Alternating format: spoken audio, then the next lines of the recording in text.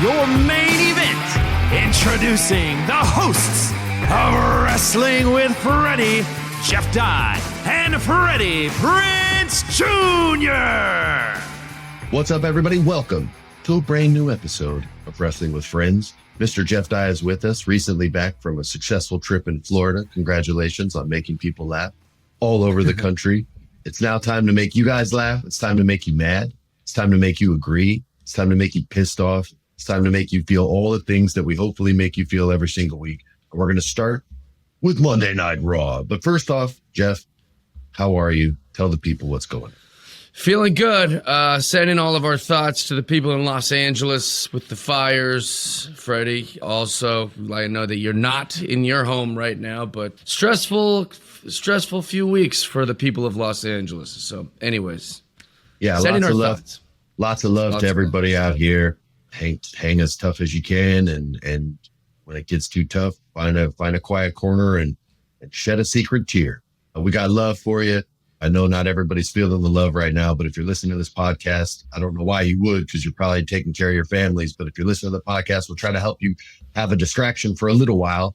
And there won't be a Thursday show this week. I just don't have time to record both episodes. I appreciate everybody understanding, but we're going to give you a nice long one, or as long as we can.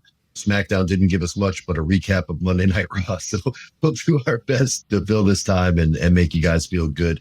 I'd also like to say this show is going to be dedicated to Penta, because Penta's coming back, ladies and gentlemen. He's gone from AEW. They're already selling his merch. Cero Miedo. I said Cero. That's not a word. But yeah, he's making a comeback. And my favorite type of wrestling is lucha libre.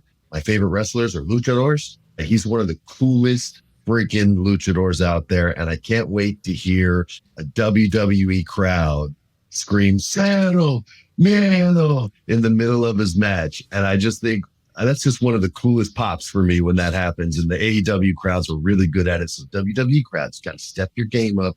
You got to make sure you're in sync. I know it's a little different in WWE. That's a big part of his game. And if y'all F it up, it's not on him. It's on you. I want to say that I have learned my lesson. It's been 41 years of life, and I've finally learned my lesson. And I'm going to learn my lesson and practice it with Penta. Because here's the thing. My entire life, I'm always trying to see people's faces. You know, I was like, when am I going to see Rey Mysterio's face? When am I going to see it? And then Rey Mysterio gets demasked, and I was disappointed. I wished that I had never seen his face. Then hate when the mask comes off. I said, Kane, I want to see Kane's face. When am I going to see it? Then Kane has no mask. And I was like, I liked Kane better with a mask. I waited 3 Mortal Kombats to see what Sub-Zero looked like without his mask on. Then I finally got Sub-Zero, and I go, I didn't want to see Sub-Zero without his mask. So let me just officially say, I never want to see Penta's face. I should have just been following the rules the whole time with these masks, and I'm excited to watch Penta not only come back to WWE where he might be paid better and appreciated better. I'm excited about him keeping his mask on. Yeah, man. Luchadors, keep your masks. Those son of a bitches try to take it off. Just call me. I'll come down. I got your back. I'll do a run in from the crowd. I can beat security's ass. Don't even worry about that. I'll get in there. I got your back. So WWE Raw debuted on Netflix. I wasn't able to go. WWE, for whatever reason, made it super difficult. But I do want to say Netflix tried to step in at the last minute, and they really tried to help us out. And they offered us some tickets, but I had a group of 8. It was mainly kids, and they just couldn't provide us enough seats together because it was so last minute and I couldn't split the kids up because that would be dumb. And I couldn't leave them unattended because they're very young. So we just weren't able to go. But I did want to thank Netflix for trying. WWE, man, you guys were weird, and I hope next time you guys aren't so weird. But now that Netflix runs stuff, I have friends over there, and if you guys still want to be weird with me, that's cool. And I'll just talk to Netflix from now on. Yes. The show started off with Roman Reigns and Solo Sikoa finally paying off this storyline that really was just a huge shot in the arm to the Bloodline storyline. You got to remember, this has been going back over a year. And to be able to keep a story this compelling for people for this long is incredibly hard to do. It's hard to do on network television. It's hard to do on streaming services. And it's the hardest to do in a professional wrestling format where storylines and characters can literally just get erased, especially in WWE. It doesn't happen so much in AEW, although they sometimes struggle to have a story period, unless it's like their top guys.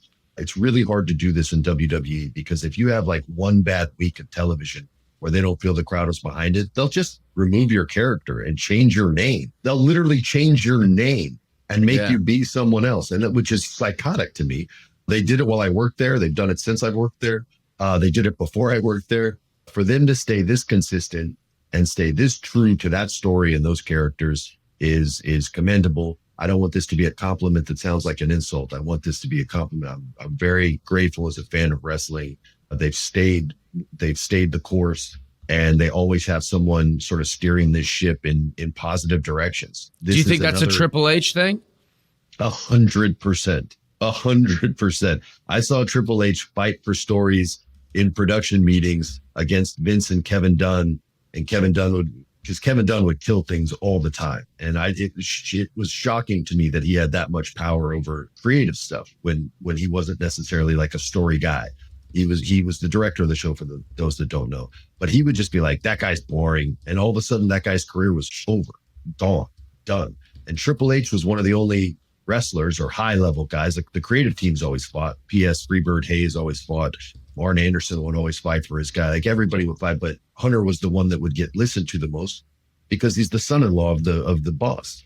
But a lot of times Vince would just shut him down too, and you would see careers just get smashed on. So I think consistency is something that Triple H knows is important, and that's why we've seen such an improvement in the brand since Vince was gone. Not to say Vince didn't do quality things too, because sometimes he did, but very often these things would just die after 2-3 weeks instead of allowing a story to develop and allowing a character to develop organically. If it didn't work in the first couple of weeks, that was gone. And all the work that everyone put in was just wasted.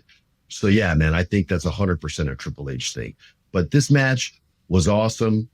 First of all, I'm trying to think if there was a match that wasn't awesome. Even the finishes that I didn't like, the matches were still great. This was fantastic. There were run-ins from other members of the new evil bloodline. There were members of the old super nice cool bloodline.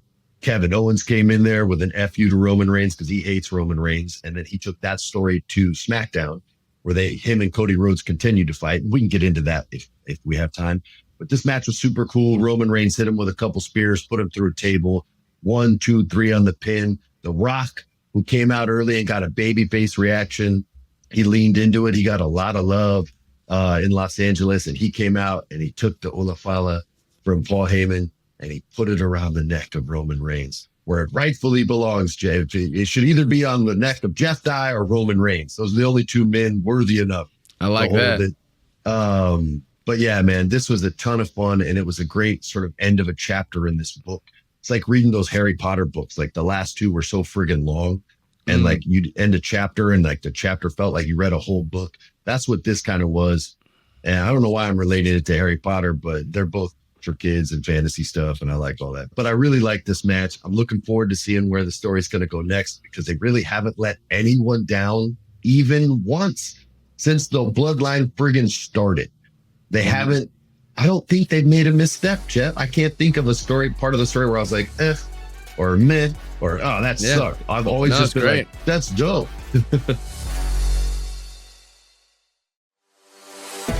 Yeah, it's always been great. I was a little hopeful that maybe we would get some sort of Rock Roman Reigns beef, like kind of something that would suggest that that's down the line, and we didn't get that on Monday. But it doesn't mean it's not going to happen. It's just like I kind of thought that, Netflix, Monday night, but it was still really awesome and really good. I love that it felt like you got like a little glimpse into each chapter of the stories that they've already told, where you had Sami Zayn come out, you had each kind of part of it, which I really liked. And so really, really, really masterfully done. I loved it.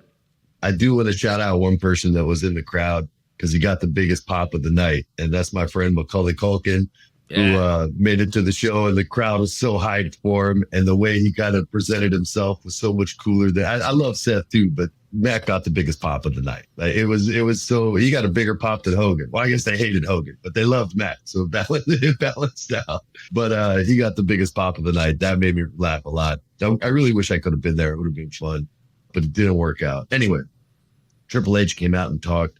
They thanked their new Netflix executives, which was a little weird to me. That breaking, I don't know if it was weird to anyone else, but I kind of don't want to know about the people behind the scenes. I don't want to know about the executives behind the scenes.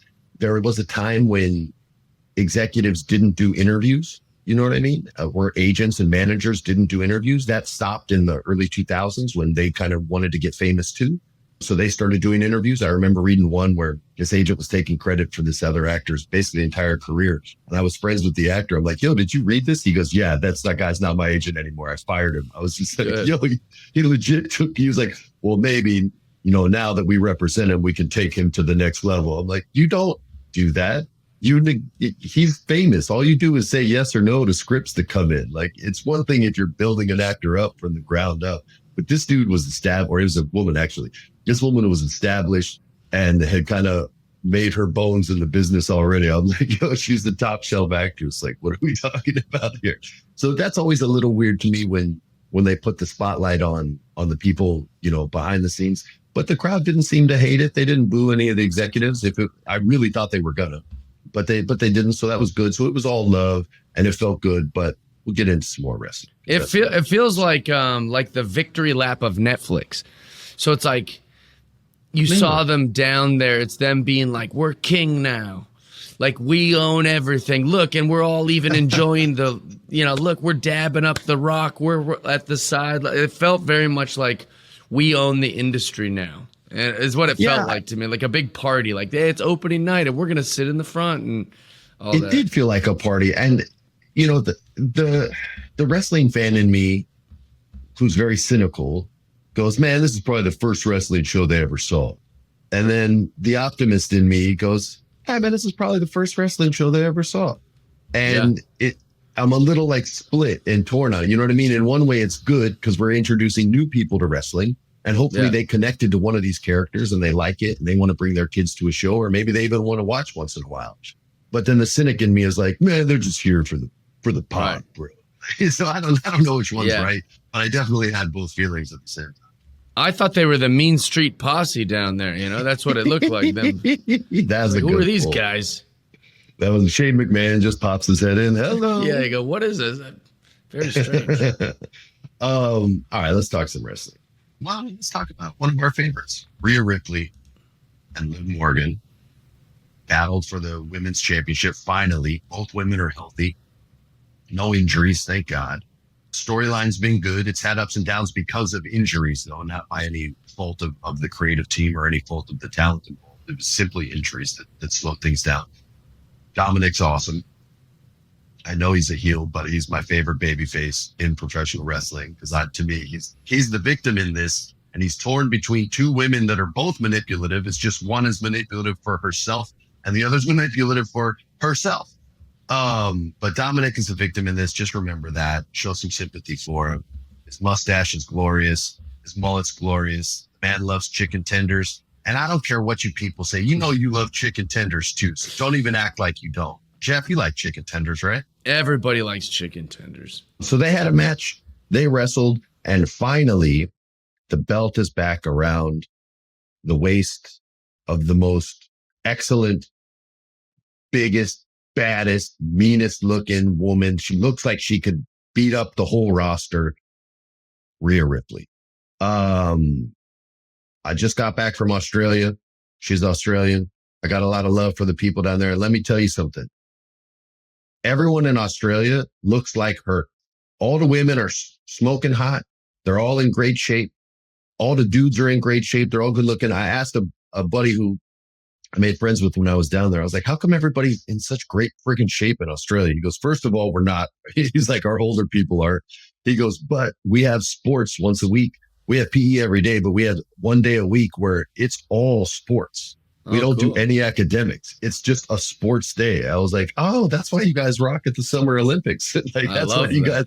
Yeah. So they really focus on their physical fitness there. Rhea Ripley is super fit. I think she was a volleyball player before she was a professional wrestler, but she's awesome, man. She's the champ. They're going to have Monday Night Raw tonight. We record these on Mondays. So I'm really looking forward to her promo. I'm looking forward to seeing what's next for her. But I think it could still be Liv because Becky's not back yet. So I don't know who would fill that spot. Did you have any ideas as to what's next, or were you just kind of living in the moment and enjoying Rhea Ripley? Oh, I was loving it. I love Rhea Ripley. I have so many thoughts on this match, but I thought that Becky was going to come back. That's what I guessed, or I assumed was like, oh, this is Monday Night Raw. We got Netflix. We'll see Becky come back in here and, stand off or maybe stand up at the top of the ramp and look at Rhea Ripley, now that she has the belt around her waist. But we didn't get that, so I was very confused. Did you hear that maybe that was supposed to happen and then they switched it last minute for the Undertaker spot? Did you hear that? Because I kind of saw a little bit of that online. No, I didn't hear that. I just assumed there'd be some chick. I assumed Becky, but I thought there'd be some woman, Jade Cargill, somebody would come down and do like a spot. I thought the Undertaker thing was insane to me. Why? What the hell does the Undertaker came out of nowhere? It felt. I know what they were trying to do. Like they're saying, like he's the legend, he's going to give her the rub, but I didn't think she needed the rub. It also doesn't make sense. Seen Becky come out. It was a little off-putting because I was kind of like, well, what's he do? He just did a hot lap and then said, way to go, Rhea, you're badass. Like, I already think Rhea's badass. I didn't think she needed an extra rub. I agree with you totally. I love The Undertaker and I love the American Badass. How does that coincide with each other? I like all the parties involved, but I'm going, what is happening? But I just expected a woman. I hoped for Becky to come out and kind of give us a peek of what's next now that Rhea's champ. So I was confused by that. But I will say the Rhea Ripley Liv Morgan match was awesome. I really enjoyed it, which I'm pretty critical of female wrestling, and I really enjoyed the entire match. I also loved that Rhea hit her with her finishing move so many times. It felt like, I'm always trying to get back to the circus days of wrestling. Like I want like a feat of strength. And it looked like Rhea was like getting fatigued, giving her finishing move every single time. It was so good. So the match she's a great storyteller, man. Awesome. And I don't think that was her genuinely fatigued at all. I really think that was a conscious choice by her, showing it's getting harder and harder as the match goes longer and longer. That I've seen them do that even when I worked there, like the agents that. For those that don't know the term agent, most of you guys are hardcore fans, so but bear with me for the ones who don't. They're like the fight choreographer, and they're usually old school wrestlers. Usually, they're always old school wrestlers, and that's something that I saw like guys like Arn Anderson and Dean Malenko talk about with the younger wrestlers when I was there, and I would watch them kind of coach these young wrestlers through those types of conscious choices, like make yourself look tired. Because they do rest holds so they can rest up. You know what I mean? So there was no, I don't think there was genuine fatigue there. I just think Rhea's that good and makes us believe so it. Good. Yeah, man, she's a stud. She's a total stud. All right. Enough with the ladies. Ladies, you got some time, but now it's time to talk about some dudes. Two dudes that are pretty great on the microphone. Two dudes that hate each other. No, they don't. But they made us think that they do, and that's Seth Rollins and CM Punk. I was wrong on this. But I want to talk about why I was wrong. And I don't quite know. So this is going to sort of be free form, and I'm just kind of throwing this off there.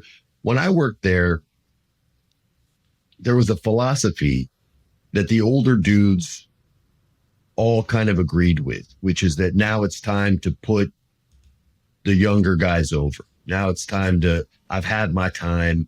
Now it's your time. I'm going to give you a great match, and I'm going to put you over. And that's still seems to exist in WWE and AEW a lot, except with CM Punk. And I'm telling everyone this right now. I'm never betting against CM Punk again, whether I think he should lose or not, because he's never going to lose the war. He might lose a battle, but he's never going to lose a war. And I guess he's going to be champ again, which is weird to me because he's an older dude, and just that old school philosophy of like the guys like Arn Anderson, Dean Malenko, and all those guys that when I worked there, Fit Finley, all these guys, they were there in the later part of their career to make sure to either put over the new guy or to help solidify the established dudes as the man now. And I guess CM Punk wants to still be the man and wants to be the lead of the movie, so to speak. And he's going to be. That just has to be something that they worked out before he signed, because it happened with Drew. It's going to happen with Seth. It's going to happen with whoever's next for him. And I guess he's going to be champ, which is cool for CM Punk fans. It's just weird to me because it seems to break this rule or this understanding that the older generation had when I worked there. But things evolve and change, and maybe I'm just outdated and don't know. But I know this, I'm not betting against him again, even if I think he should lose. I thought he should have lost that match. I thought it should have been Seth Rollins. I could already see the promo that Seth was going to cut on Monday. You son of a bitch. I did what I said I was going to do. And now, like, all the promises that Seth made in his promos are broken promises, and a babyface can't have that. At least that's how I was taught. So I guess maybe they're going to turn him heel, because the heel's promises can get broken all the time. Or maybe they're not, and he's just going to be the badass guy. But it was weird to see Seth lose for me. I know most people were excited because everybody loves CM Punk, but I really thought Seth should have won that match. What did you think? I agree with what you're saying, but I don't think that CM Punk sees himself as the old guy. I really don't. I don't think that CM Punk has ever followed any sort of quote unquote wrestling rules.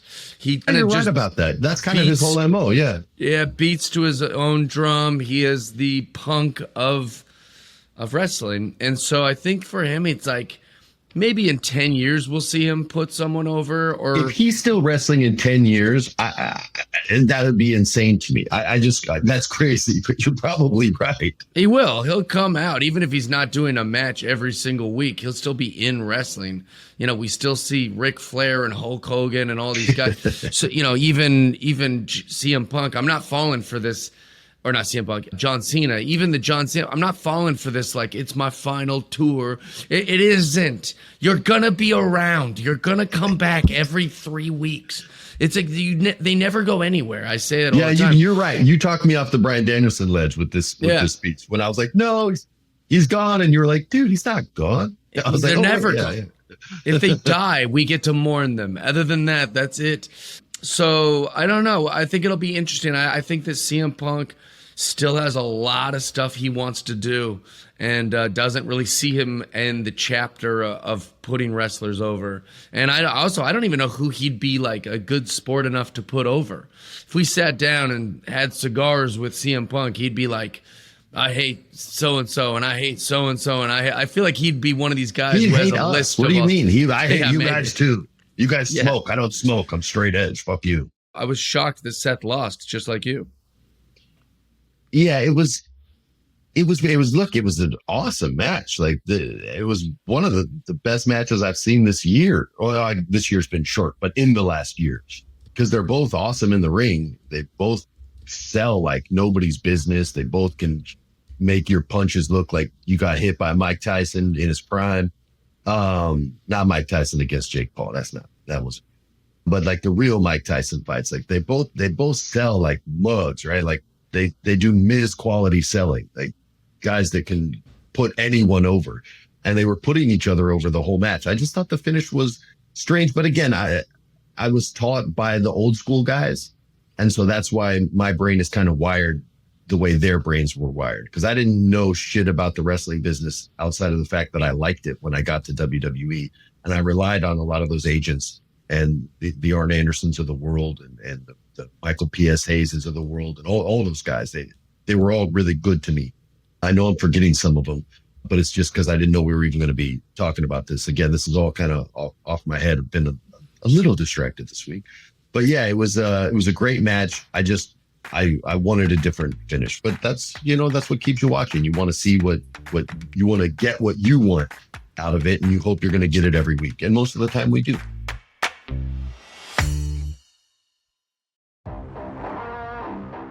I would like to see, I say this a lot, man. I'm not trying to beat a dead horse, but I would like to see more stories.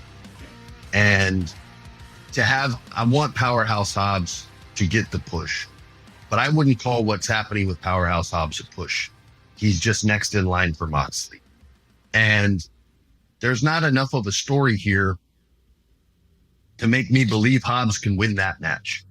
There's not enough of a reason for them to fight outside of they were in another, not a tournament, but a casino match, whatever it was, to be the next number one contender. I really like the stories, and they have people that tell great ones. So I know they can do it, but there's no story here. So I don't believe Powerhouse Hobbs can win either. To me, the story would have been, how do we MVP? And it would be, how do I get Powerhouse Hobbs into the Hurt Syndicate?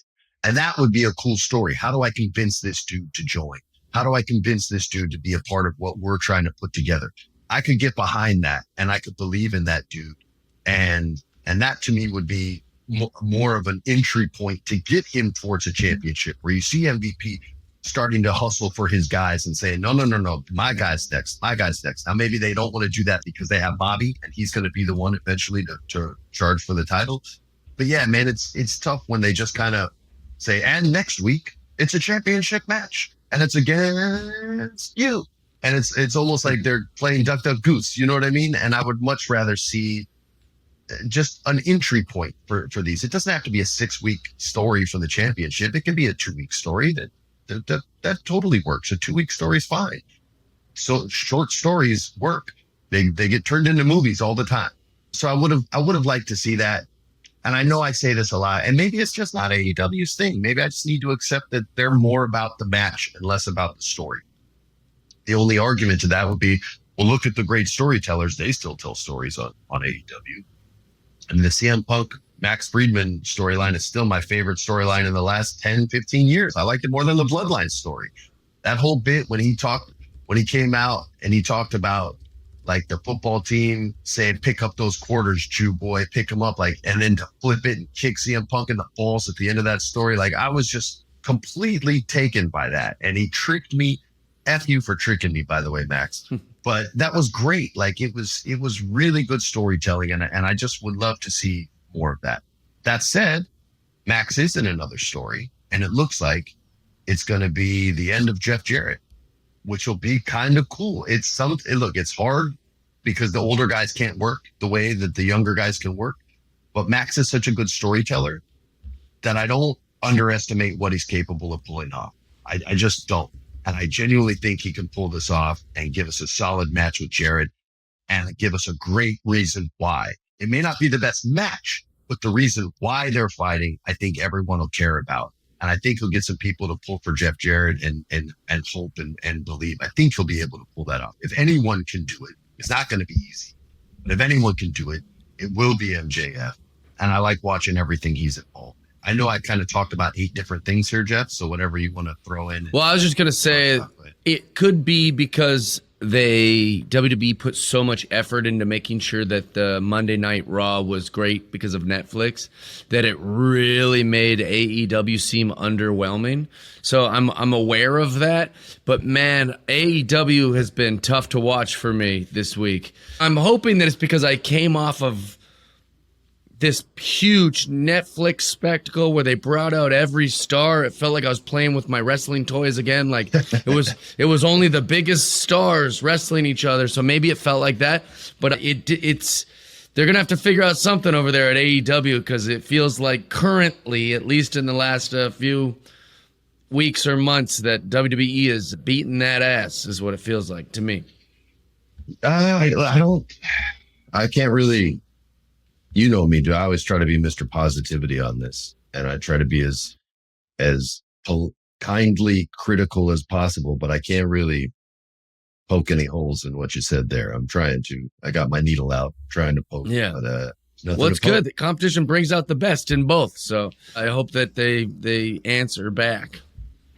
Will Ospreay's still the man, and Will Ospreay can still talk on the mic. And with Malachi Black looking like he's about to leave AEW, his contract's almost up. We might get a push. I hope they push it nice and slow and they don't force him right into a championship match right away. But it looks like we're going to get a push out of Buddy Matthews, Rhea Ripley's husband or boyfriend, fiance. I don't know. They love each other. I know they love each other. I just don't know their status. That was Alexa Bliss's ex too.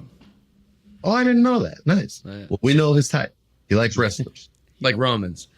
His body is one of the best in the business. He looks so awesome. I wish I looked like him. If I looked like Buddy Matthews back in the day, I'm too old now, but back in the day, you know your boy would have been Batman, right?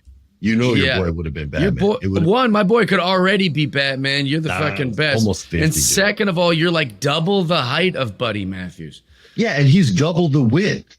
I know. Hey, we all got our gifts. We all play with the gifts God gave us, you know. But you get height. He's somewhere listening, going, "Man, I wish I was 6'4". And we're over here going, we're all tall 6'4" guys going, "I wish we were strong and ripped like Buddy." It's all it doesn't matter, bro. My man is 6'4" wide. I'm like 3 feet wide.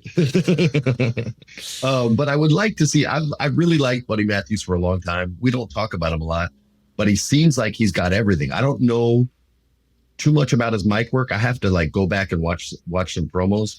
But as far as his work in the ring, top shelf, body, top shelf. His look is super, super cool. And he's experimented with different looks. Like he was not a House of Black type vibe when he first was in WWE. He was basically the opposite of that, and he looked great doing that too.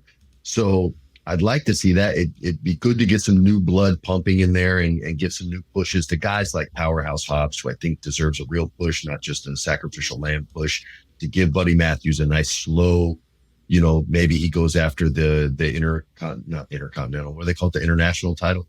Mm-hmm. So many freaking titles. He's going after a title.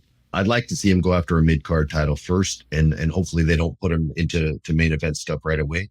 But yeah, I like Buddy Matthews a lot, and I hope for good things. I'm not going to get too much into the rest of AEW because it just didn't grab me. And it might be because I've been stressed out. It might be because of the Netflix thing. It might be their fault. I don't know whose fault it is. But yeah, SmackDown was what it was. It was 3 hours. It felt like a highlight show for the Monday Night Raw at the end of the day. The Cody Rhodes, Kevin Owens stuff was really, really cool.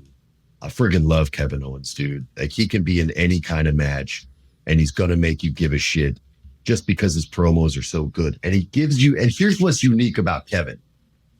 He gives you his point of view every time he speaks. So in this instance with Cody Rhodes, he's in the wrong. But according to him, and you can even see it on his t-shirts, it says Kevin was right. And then he tells you why every single time. And you remember, and it makes you go, oh, wait, I don't agree with this dude, but I see where he's coming from, which I'm very prone to do just in my life, in real life. Like I may not agree with something someone says, but I'll try to find out where they're coming from, or I can understand where they're coming from and go, yeah, we just agree to disagree. I know we're not allowed to do that anymore because of social media, and you have to either like something or not like it. But I don't give a shit. So I'm old and I don't care about that stuff. So I loved his promo on the stairs as he was coming down through the crowd and being like, how could you still stick up for this son of a bitch Roman Reigns after everything he did? And you just see Cody stewing in truth. He's stewing in truth because the truth fucking hurts, doesn't it, Cody Rhodes? How you going to help somebody that effed you over like that? Oh, you're going to forgive and forget? Screw that. We hold on to grudges for life in the wrestling business. And Kevin Owens is no exception. Kevin Owens still has the greatest moment of the year when he rolled up the window on Michael Cole when Michael Cole was trying to interview him. That's still the greatest moment of the year. That shit made me laugh so much. But this was awesome. Cody just said, screw it. They went full WCW style. He ran out of the ring. They fought in the crowd. It was awesome. I love when it gets out of the ring and spills into the fans. I think that's the coolest shit. Every show I've been to, I've wanted one of those fights to spill out to where I am so that I could be on camera going, yeah, kick his ass, get him. It's never happened once. They've never even gotten close to me. I want that to happen more than I want to catch a foul ball at a baseball game. Really? You probably want the foul ball or the home run. I've caught a foul ball. I checked it off the list. Swear to God. You really have? Yeah. It was the best moment of my life. That's like a unicorn. That's like, I know that people might be like, why are you tripping out so hard, Freddie? You don't understand. That's like finding a unicorn. There's 50,000 people in the stands, and you were the one that caught the ball.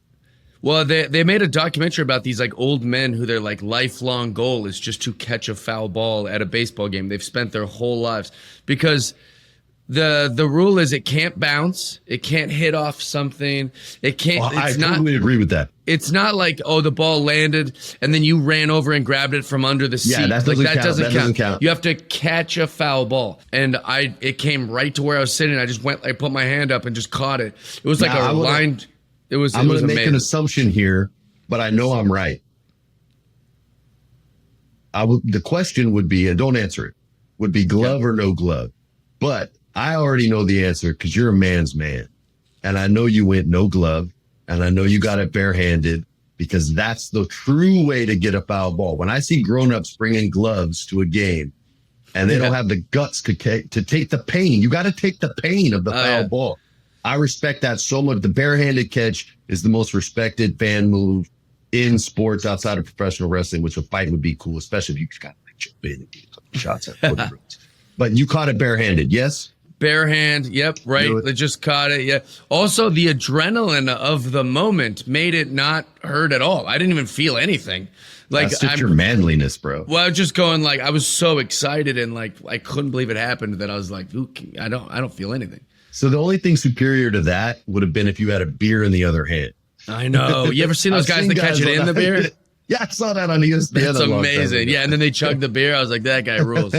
Yeah, those guys are the top shelf. Those are the Andre the Giants of the game. He's going to die of some chemical that was rubbed on the ball, because he drank all the beer. The pitcher was greasing it up to get a couple extra inches on their break.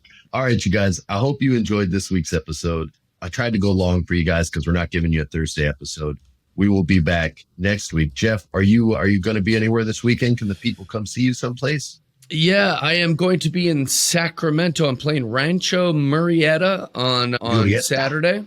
And then Sacramento Punchline. We added a show because we sold it out. So Sunday, Sacramento Punchline. All right, you guys. If you're up in NorCal, that counts as NorCal, Sacramento. Yeah. Oh, yeah. If you're up in NorCal, go check out my boy. If you're in SoCal, stay safe. If you're anywhere else in the country, sending you guys love.